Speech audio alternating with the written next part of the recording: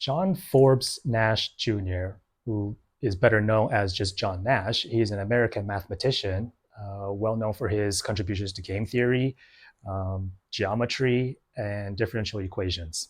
He's also a winner of a Nobel Prize in economics. Now, there's also a movie made about him called A Beautiful Mind, based on his life. And there's one part I want to focus on in his life and his discovery in game theory specifically. So, in the portion of the movie and also in his life, there's a scenario where he is at a bar with his colleagues. There's four of them total that he uses in this situation in this theory. Um, so in this situation, five women comes in the bar. There's four men, right? There's four men. There's five women that comes to the bar. Now he discovered this game theory because they were all trying to pick up the women at the bar. So there is one obvious choice among the five women that they should go for. Now his theory was, well, if all four of them went for the number one choice, the worst case scenario is that one woman would think that she's too good for any of them, rejects all four of them. So after being rejected, the four men would then go for the other four women, but the other four women don't want to be second choice, right? So nothing happens. We have nine single people that they don't go anywhere. The better case scenario would be the number one choice woman chooses one out of the four, right? That's the better case scenario. Someone wins.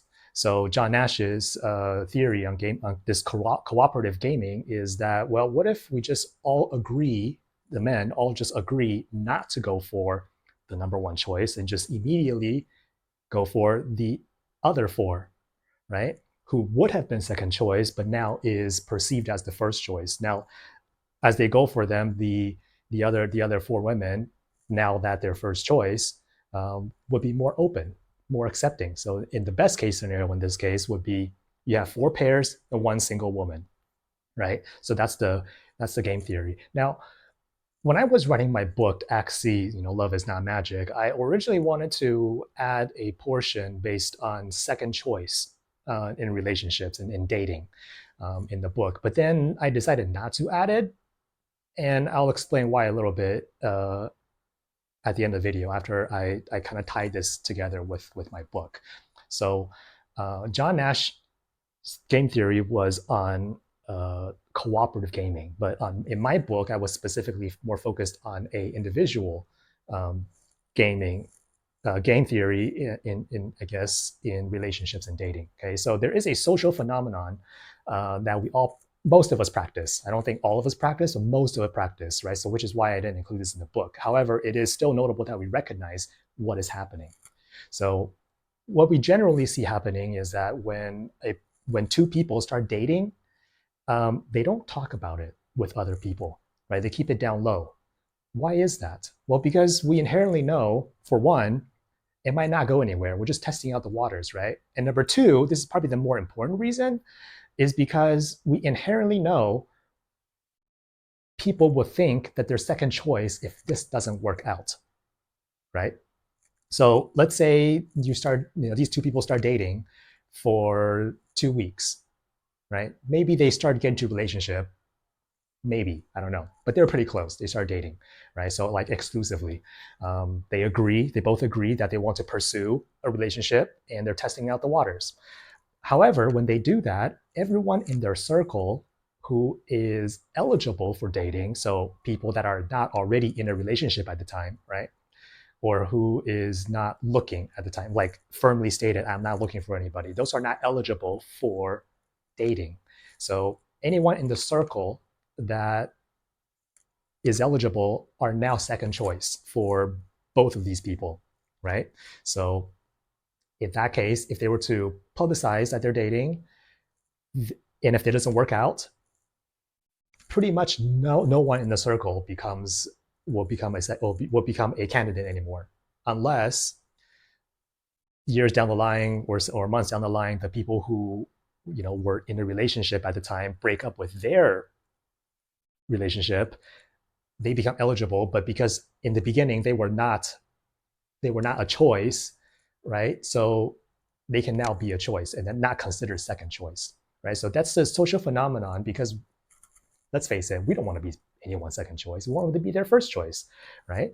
So, however, there's another scenario which is really interesting, which is that when two people who might not have dated, who've been friends for a long time, who know each other, however, they started dating other people, right? So we have two people that know each other who started dating other people, and then because they don't find each other, I don't know, compatible or attractive or whatever the reason it is, right? So because they've dated other people, they are now considered each other's second choice. Or it could just be one way or another. It doesn't have to be both, but at least one of them decides to choose to date somebody else for the time being, right? So one is second choice. Now, so they go their separate ways, or maybe they don't go their separate ways. They just, I don't know, for whatever reason, just do their own things. And the person who was second choice changes their life. So 3 years from now or 5 years from now, they're like a completely different person, right? So now 5 years later, they reunite and this person is still looking. They haven't committed to a relationship yet, but now they've realized that, okay, well, this person has changed. Now it's kind of attractive, kind of compatible, and they start dating. Now, the question is, should this person who changed accept the person who have rejected them in the first time, right? Because now they're second choice. Should they accept them? Of course, we've seen scenarios where this does happen. People do accept themselves as, second choice because they feel like this is the best relationship that they want in their life. So that's the reason why I didn't put this in my book, because although we shouldn't subject ourselves to second choice to be somebody else's second choice or third or fourth or fifth choice or whatever it is, right? Not the first choice. But at the same time, we still think, okay, well, if it's a best relationship for me, in my opinion, right? In your opinion, if it's the best relationship that I can think of with this person, I'd rather be with this person than anybody else. Then does being second choice really matter, right? So that's why I thought of it as a guideline and not a rule, which is why I did not add it in my book, because my book is more on set rules and not generalized guidelines, right? So the other parts of the book are more like things you have to do or things that has to happen. There's no other way to it, kind of thing. So this second choice behavior is really interesting, that I think that we should all consider. We should all realize what we're doing and consider what we would do if we happen to be the second or third or fourth choice, or maybe even reconsider giving people a second chance, depending on how we've changed our life, how they've changed their life, or maybe we're the one that think of them as a second choice. Should we reconsider them again, right? We rejected them the first time. Do we automatically reject them the second time or the third time? Or maybe they change, or maybe you change. But then how long is it considered to be new enough so that it's first choice again? Or maybe it never happens.